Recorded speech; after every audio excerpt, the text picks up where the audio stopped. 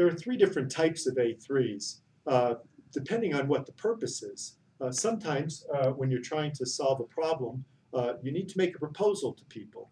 For example, we use these for capital requests. If people need a new information system, instead of filling out a long form and doing a 50 PowerPoint presentation, we ask them to do an A3. We would call that kind of A3 a proposal A3 because they actually are proposing a particular set of countermeasures to overcome a problem. Generally, they would work on this with their team and then present it to a group to try and reach agreement. The purpose of the presentation is to build consensus. The consensus is what's needed in order to move ahead with action. Second type of A3 usually follows a proposal A3. That's a status A3. So after a proposal has been approved, now they begin to implement their plan. We want to know, if it's a complicated project, we want to know how things are going. Are we ahead or behind? And so, for example, when we implemented our order entry system in University Hospital, we used versions of status A3 to track how we were doing with a very complicated project. And a third type is problem solving. Usually that model is used for the A3 once we're done with the countermeasures. What we do is we describe the problem, what we thought caused it, what we tried to do, what the results were, and what we learned as a result of that. So these problem-solving A3s can be available for others to learn from, for us to refer back to, and for other people in the health system who are facing similar problems. They can see what we thought the problem was, what we tried, and what we learned. There's also three roles that individuals play with regard to A3s. The first one, the most common one, is as the writer of the A3, that is being a problem solver yourself. And so when you do this, you're the one who's working on the problem, going to the place where the problem occurs, learning about it, and asking other people questions and documenting that on the A3. In addition to that, a person may also play the role of presenter of the A3. So in that situation, it's often the same person, the writer, but they're presenting it to others in order to build consensus and to smoke out disagreement. Where do we have issues with my thinking right here? Here's what I see. What about you? Did you have any other ideas? Did you think that I'm not approaching this the right way? So the presenter of the A3 presents it through, as I said, generally in 10 minutes, start to finish. And then the third role comes in. That's the critiquer. So if we're presenting it, there are others that we're presenting it to. It's often done one-on-one in a meeting with just the presenter and the person giving them feedback. But the role of critiquer is a very important one because since lean thinking is never about telling people exactly what to do, it's always about leading by teaching and mentoring. As a result, the critiquer needs to think about how they can help make the problem solving better by asking questions, not by telling folks their ideas and telling them what to do.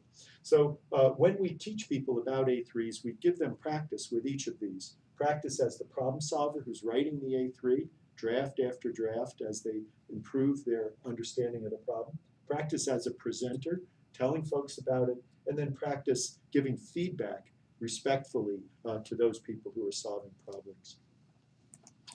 So some of this may sound familiar to you because the A3 model is very similar to other forms of information organization that we find in healthcare and in science.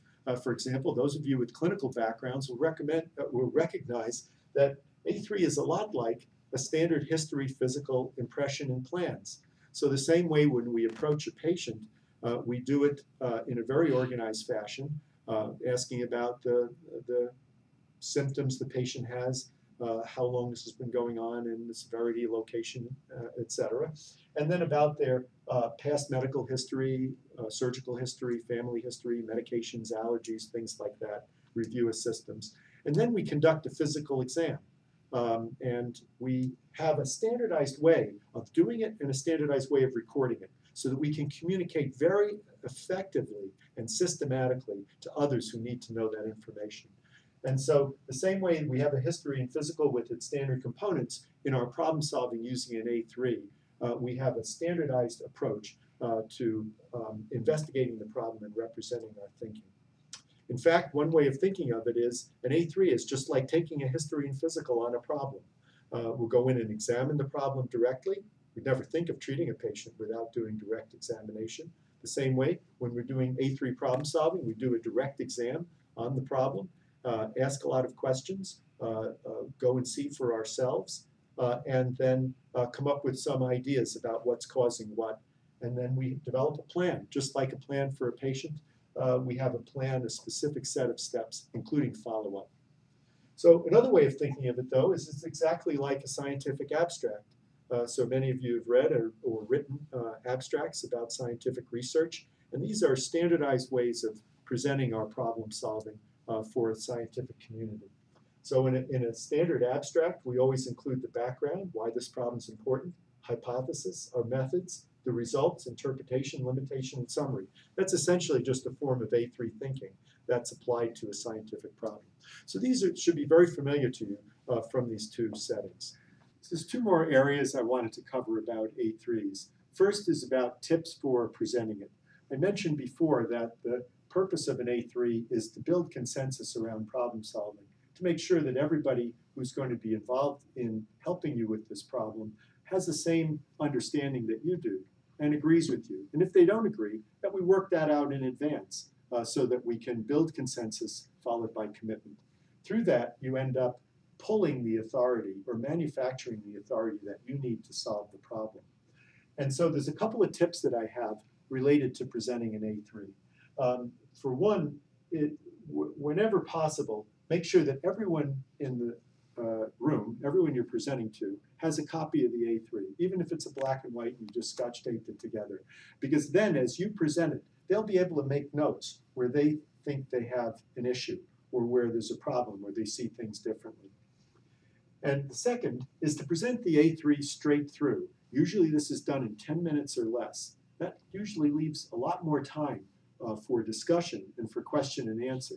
Think about how many times you've been in a presentation where someone went on for quite a while and you didn't really have time to ask questions.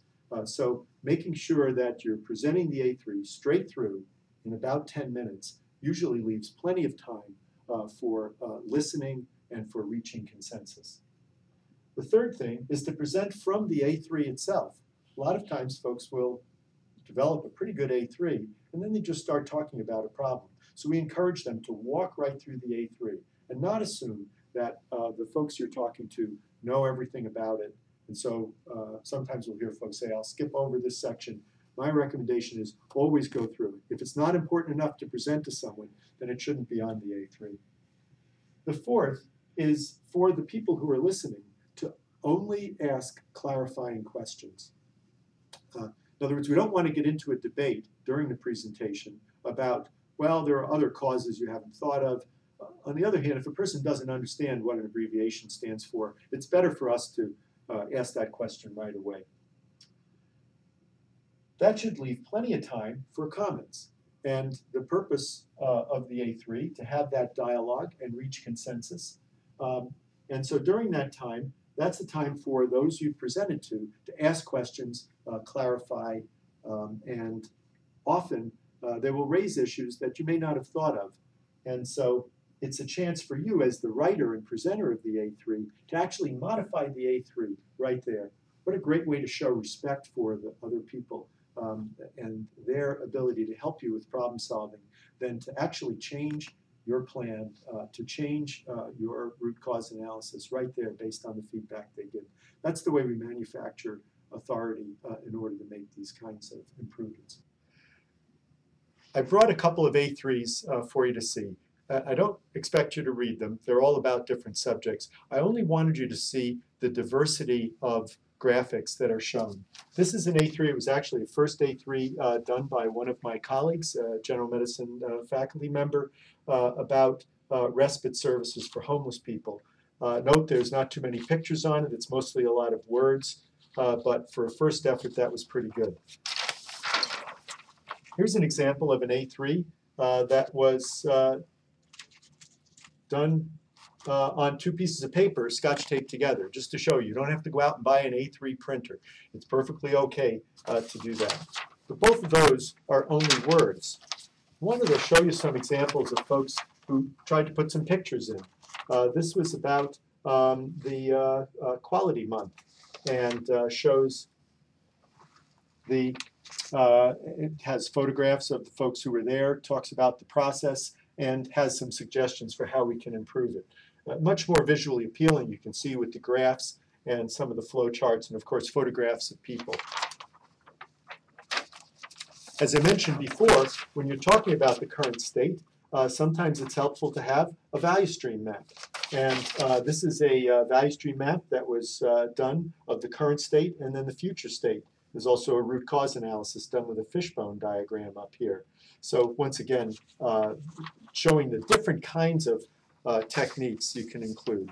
So here's one where a value stream map was done by hand.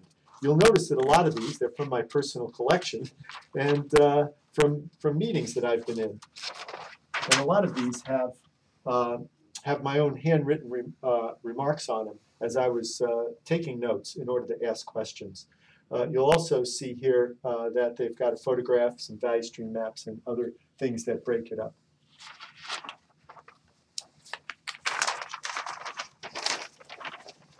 This is an A3 that I did for a problem with developing resuscitation guidelines. And what you can see is that I did it entirely by hand.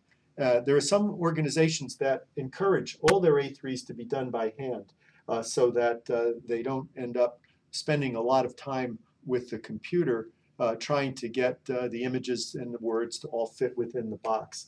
This also, when you bring an A3 that's done by hand to someone else and ask them for their input, it really sends a message that this is not all complete and set in stone. I really am interested in what you think because, see, this is a draft.